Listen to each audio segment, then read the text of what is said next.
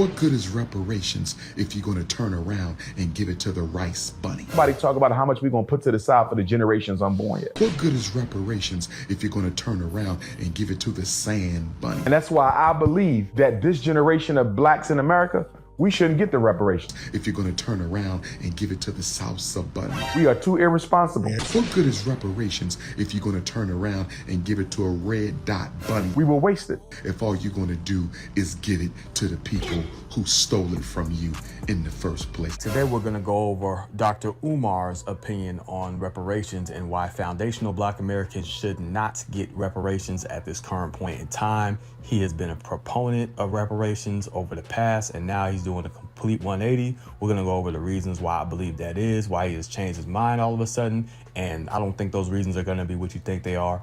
So sit back, relax, grab your popcorn, and let's get straight to it. So first and foremost, I'm about to start off with what actually set the precedent for reparations to American freedmen.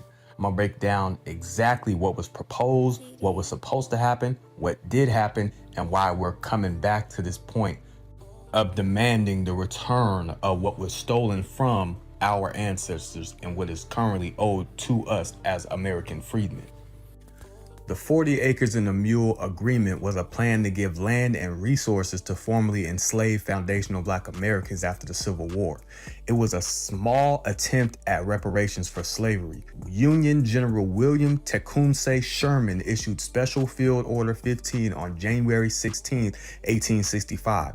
The order confiscated 400,000 acres of land from Confederate owners. The land was divided into 40-acre plots for free Black families. Sherman would later order the army to lend mules to help with farming. It was a radical attempt to provide economic independence for freed slaves. It was one of the first promises made to foundational Black Americans, but it was also one of the first to be broken. President Andrew Johnson reversed Sherman's order after Lincoln's assassination. The land was given back to its former Confederate owners, leading to ongoing generations of perpetual wealth theft within this country and perpetual wealth gain for the people who own that property. And speaking of property, Dr. Umar just recently went back to Ghana and got citizenship there, where some of our ancestors were sold as property. And that brings up another point. Is Dr. Umar really invested in the betterment of the foundational Black American community? Because he keeps separating us just because of ideological differences. He's a Pan-African, but some of us aren't. But we have to focus our power on what needs to be done for the vast majority of us, because there's millions of us here that need to have proper political representation,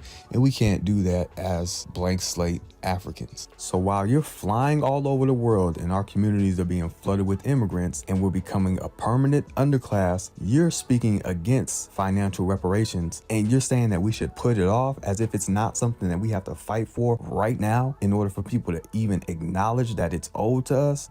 It sounds crazy. It's like you're trying to put it on the back burner. It low-key kind of sounds oppy. I'm not even gonna lie. When I think about what your motivations could possibly be, I think about the fact that you fancy yourself as the King Kong of consciousness. You got this ego thing going on where you want to be separate from the rest of the conscious community. And I think since the reparations movement has been primarily spearheaded as far as media by Tariq Nasheed, I think you want to separate your brand. So you're coming out as, oh, we don't need reparations, we don't need it right now, we're gonna throw it away, because you are in this lane to where Pan-Africanism is kind of falling off because it hasn't benefited us, but you're so deep into that ideology at this point that you can't back out of it. Who are we all gonna get reparations from? I mean, there's Black folks everywhere, you know, China, America, Greenland, you know what I mean? Like, we're all gonna just get global reparations? How would that even work? And for us, we have already basically gotten a promissory note.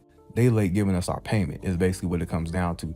Our paycheck is late. You know, we just like, hey man, yeah, you forgot to give me that paycheck. You need to go ahead and run that. Unfortunately, the people in that region are partially responsible for us being, for our ancestors being enslaved from that region in this land in the first place. And they're sitting there making money off of them slave dungeons still, while charging us to come back for the year of return and bring that money in without giving us some of them profits for them slave dungeons. We should be profiting from them slave dungeons that our ancestors were enslaved in by the Europeans, rather than charging us to come and become citizens. But if you think I'm tripping, let me know. And if you think Dr. Umar is tripping, let me know. And in the meantime, in between time, check out this next video. I'm gonna holler at y'all next time. Sonny Bravo, Action Over Talk. I'm holler at you next time. 100.